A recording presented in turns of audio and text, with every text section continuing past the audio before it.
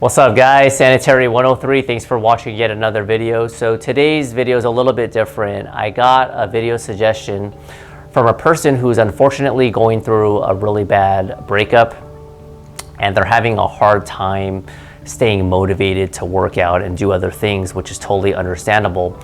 Now, first and foremost, I don't claim to be a relationship expert, but I do have some personal experiences with some bad breakups.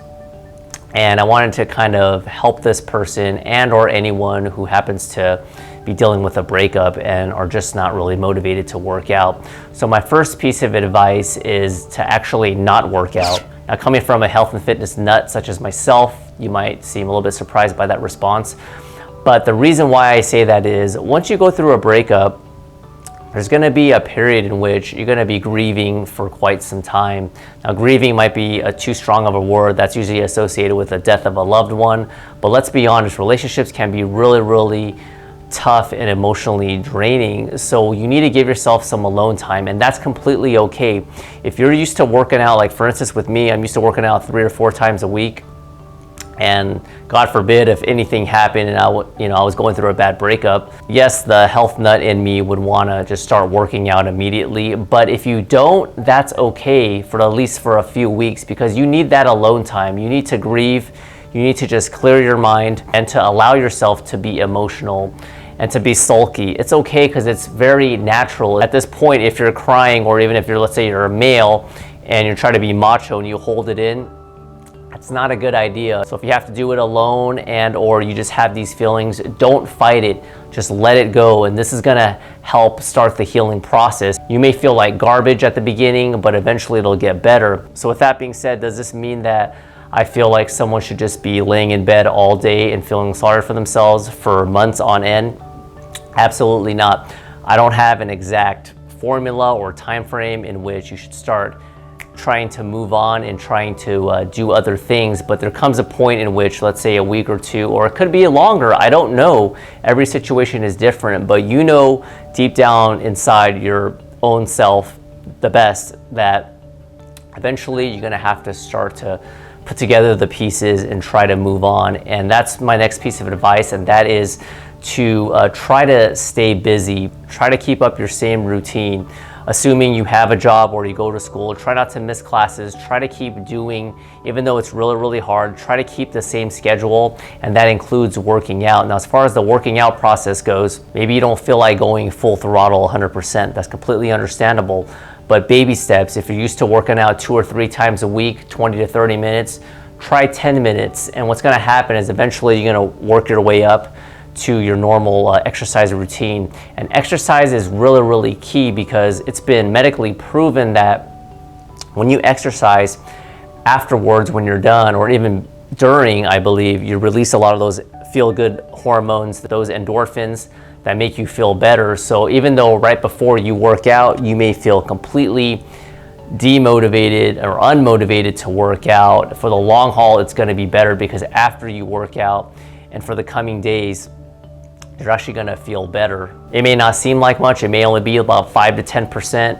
but that 5 or 10% is gonna be a building block. So sticking to your routine and keeping busy is very key.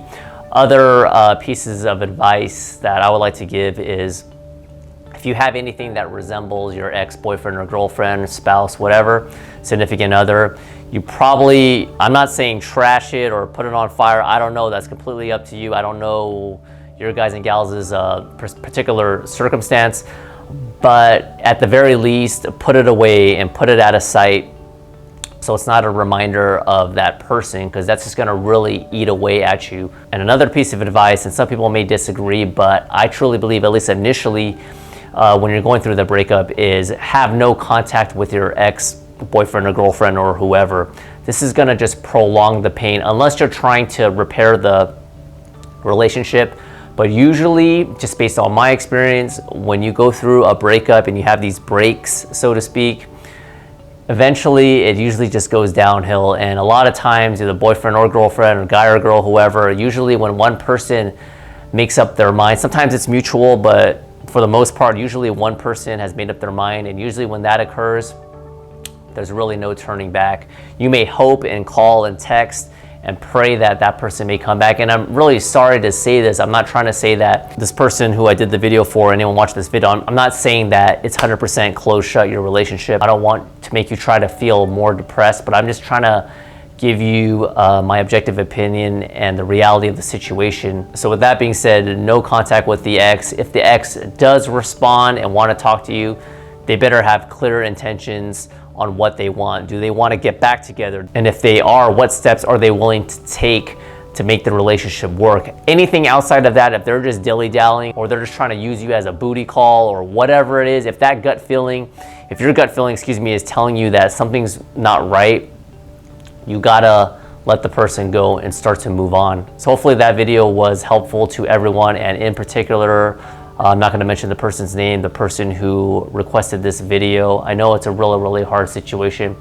Not to make this about me, but I've been through some of those bad breakups and you ultimately feel like crap. But the good news is that things happen for a reason, and as long as you learn from that experience and be objective about it, and maybe you had some fault in the relationship, and if you did, right now it may seem a little bit cloudy, but later on when you're past all this, you can look back and reflect on the experience, and hopefully you can take something valuable from that experience. It will get better. You have time on your hand. That's the good thing. But like I said, if you need some time and it's early in the breakup and you're just want to sulk and watch a movie, that's completely fine. But eventually you want to get back in the routine. Go to school, go to work, whatever it is, and start working out little by little. Keep doing what you're doing. Keep the mind active, and even try some new hobbies, or engage and or meet other acquaintances or friends, or do something new that you haven't done. Just keep the mind busy and stay positive, and things will get better. That's my time, guys. Comments, questions, always welcome. I'll see you guys next time. Bye.